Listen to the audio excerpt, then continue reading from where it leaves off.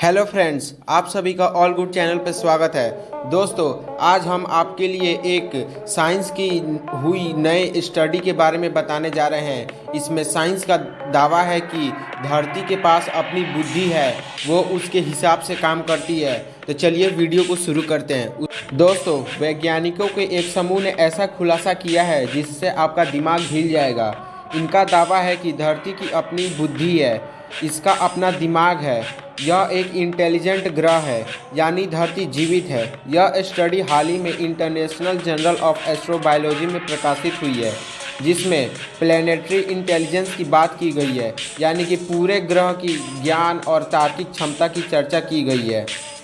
सबूत के तौर पर साइंटिस्ट बताते हैं कि ज़मीन के नीचे फंगस की एक विशालकाय परत है जो पूरी धरती में फैली हुई है। ये आपस में संदेशों का कम्युनिकेशन करती है। इनका एक बड़ा नेटवर्क है। यह एक अदृश्य बुद्धिमत्ता का प्रदर्शन करती है, जिसकी वजह से पूरी धरती की स्थितियाँ बदलती रहती है। अगर इस तरह की प्रक्रिया को पकड़कर उनकी जांच की जाए तो हम क्लाइमेट चेंज और ग्लोबल वार्मिंग जैसी घटनाओं पर धरती की प्रक्रिया को समझ सकते हैं। हमारी पृथ्वी पर शुरुआती जीवन यानी फंगस जैसे जीवों से लेकर इंसान जैसे जटिल जीव भी मौजूद हैं। इंसानों द्वारा निर्मित पर्यावरण प्रदूषण से लेकर प्लास्टिक संकट तक की गंवा रही हमारी धरती, वह लगातार किसी न किसी तरीके से संतुलन बनाने के लिए किसी न किसी तरह की प्रक्रियाओं को जन्म देती रही है। अमेरिका स्थित यूनिवर्सिटी ऑफ रोचेस्टर में फिजिक्स के प्रोफेसर एडम फ्रैंक ने कहा है कि इंसान अभी तक धरती की भलाई के लिए सामुदायिक स्तर पर नहीं जुट पाया है, जैसे वह त्योहारों को साथ मनाने के लिए आता है। उदाहरण के लिए ऐसे समझते हैं कि मान लीजिए पेड़ पौधे एक समुदाय हैं। उन्होंने खुद को जीवित रखने के लिए एक वैश्विक स्तर पर प्रक्रिया शुरू की जिसका नाम फोटोसिंथेसिस है। प्रक्रिया सामुदायिक स्तर पर पूरी धरती पर हो रही है। बदले में क्या मिला? ऑक्सीजन। बस फिर क्या था? ऑक्सीजन ने हमारी धरती की पूरी प्रक्रिया को ही बदल दिया।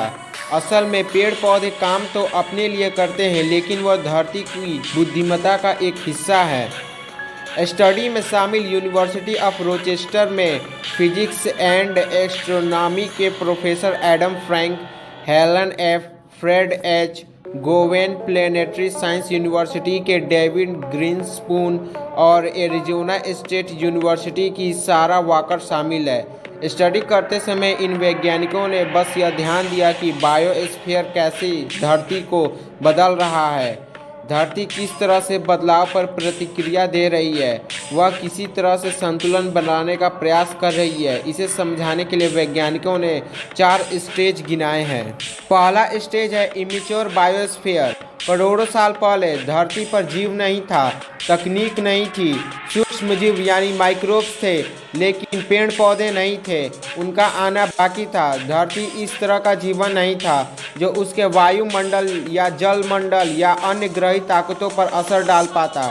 इसलिए इस समय को इमेच्योर बायोस्फीयर कहा जाता है। मैच्योर बायोस्फीयर ये है आज की धरती का असली चेहरा, यानी उसका चरित्र। इस समय जैविक और टेक्नोलॉजिकल प्रजातियां मौजूद हैं। इसकी शुरुआत 250 करोड़ साल से लेकर 54 करोड़ साल के बीच हुई। महाद्वीप बने, पेड़ पौधों की शुरुआत हुई, फोटोसिंथेसिस की प्रक्रिया शुरू हुई, ऑक्सीजन बना, वायुमंडल शुरू हुआ, ओजोन लेयर बनी, बायोस्फीयर बनता रहा, जिसकी वजह से धरती के वायुमंडल पर असर पड़ने लगा। तीसरा, इमेच्योर टेक्नोस्फेयर। धरती के इमेच्योर बायोस्फीयर की तरह इस तरह टेक्नोस्फेयर के इमेच्योर काल में जी रहे हैं, यानी धरती पर संचार है, यातायात है, तकनीकें हैं, बिजली है, कंप्यूटर्स हैं, आपस में जुड़े भी हैं, लेकिन यह अभी इमेच्योर हैं। लेकिन ये सारे किसी न किसी रूप में धरती से ऊर्जा ले रहे हैं, लेकिन अपनी तरफ से कोई भी फ़ायदा धरती को दे नहीं रहे हैं, बल्कि नुकसान ही पहुंचा रहे हैं।